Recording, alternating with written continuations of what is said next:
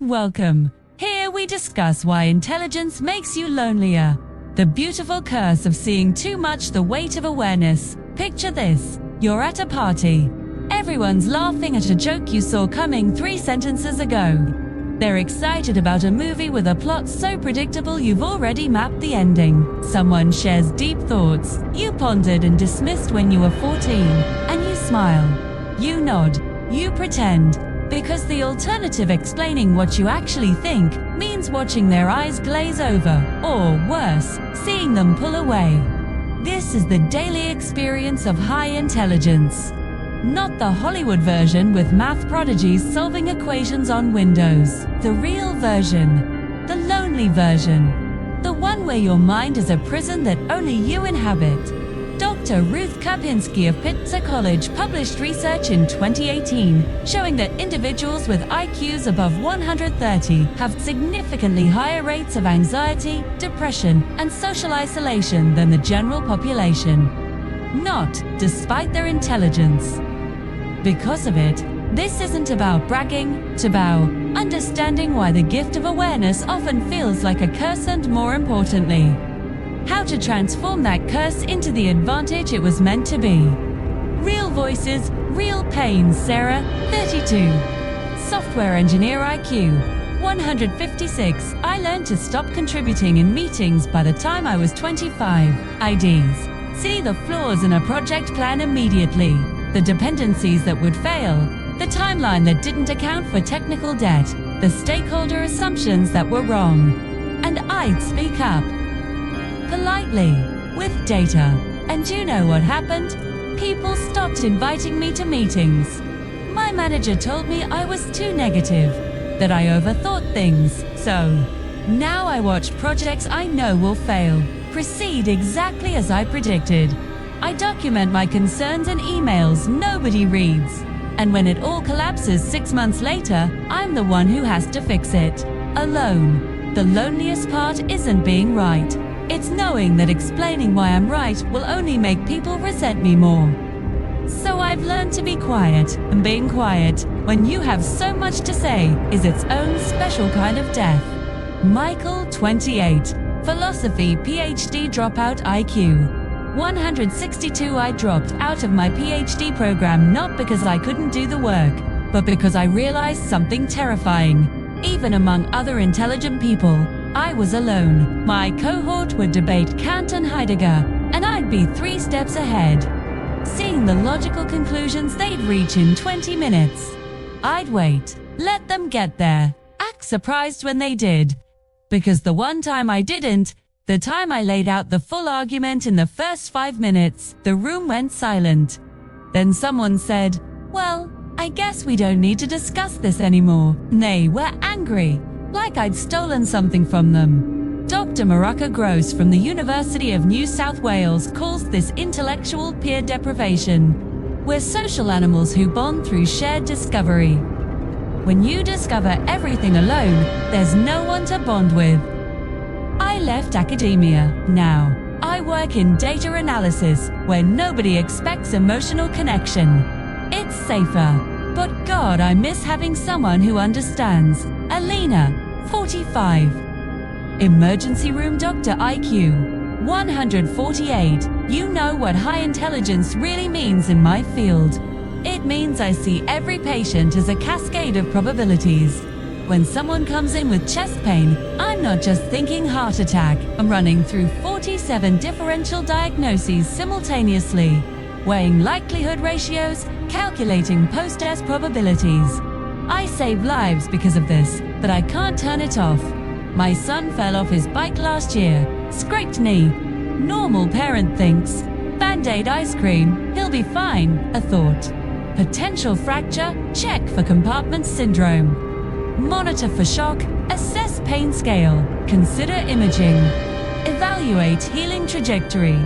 I scared him by being too thorough. My husband said I was catastrophizing. I wasn't. I was just applying the same pattern recognition that makes me excellent at my job. Dr. Nicole Tetro's research on the neurobiology of giftedness shows that highly intelligent brains have enhanced sensory processing and threat detection. We literally perceive more danger because we see more patterns. It's evolutionarily advantageous. Socially isolating. I'm the person everyone wants in an emergency. I'm also the person nobody wants at dinner parties because I think too much. The science. Why this happens: the curse of pattern recognition. Dr. Rex Jung at the University of New Mexico found that high IQ individuals have greater connectivity between brain regions, particularly in the prefrontal cortex and temporal lobes. This means you spot patterns others miss, you extrapolate consequences faster.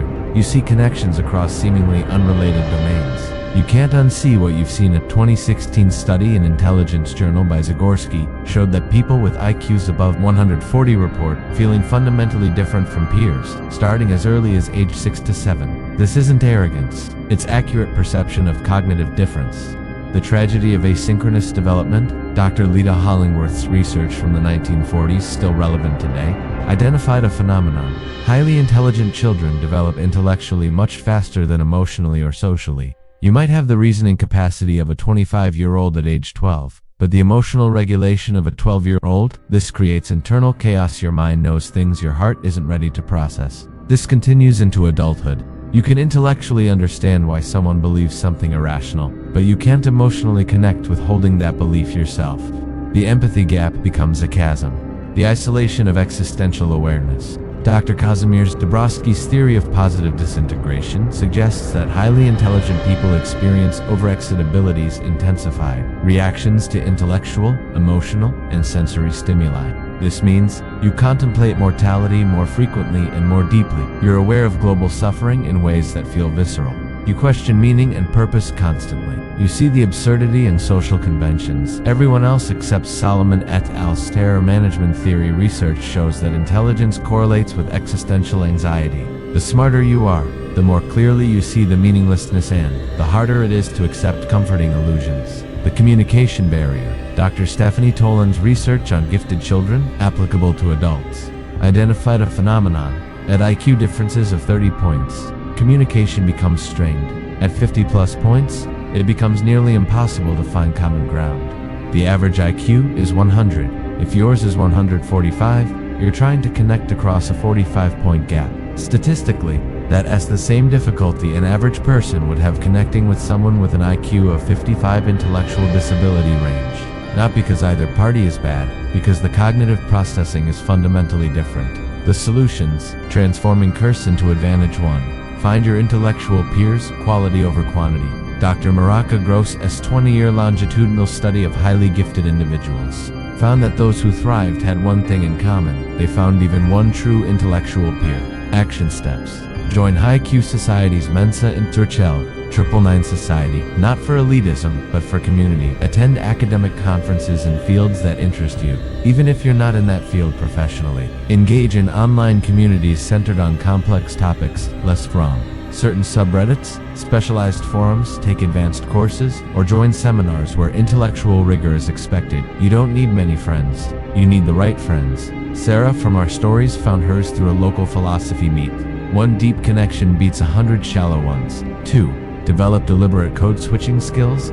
Dr. Joy Lawson Davis's research on social adaptation in gifted adults shows that successful high-Q individuals learn to code switch, adjusting communication style to context without losing authenticity. This is not about dumbing down. It's about asking questions instead of making statements. What do you think about X? V's. Here's what's wrong with X. Revealing your thinking process gradually, instead of dumping conclusions. Sharing your enthusiasm for topics rather than your expertise.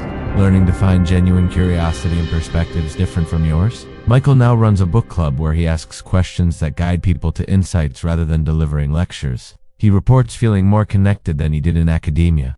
3. Channel your awareness into creation. Dr. Mihaly Csikszentmihalyi's research on flow states shows that highly intelligent people achieve well-being not through social conformity, but through deep engagement with complex challenges. Alina started writing medical case studies as creative nonfiction, developing public health models in her spare time, mentoring medical students who show high analytical capability. Her loneliness decreased not because she became more social, but because she found purpose for her awareness. The isolation felt less painful when her seeing too much was actively helping others. 4. Practice strategic vulnerability. Dr. Brené Brown's research on connection shows that vulnerability, not intelligence, creates bonds. But for high IQ individuals, vulnerability is terrifying because we've learned that showing our true thoughts pushes people away. The solution: share your struggles, not just your insights. Admit when you're wrong or uncertain. Intelligence doesn't mean omniscience. Express feelings, not just analysis. Ask for help, even when you could figure it out alone. Sarah started sharing, "I feel overwhelmed," instead of, "Here's what we should do." Her relationships deepened because people connected with her humanity, not her intellect. 5. Reframe your awareness as responsibility.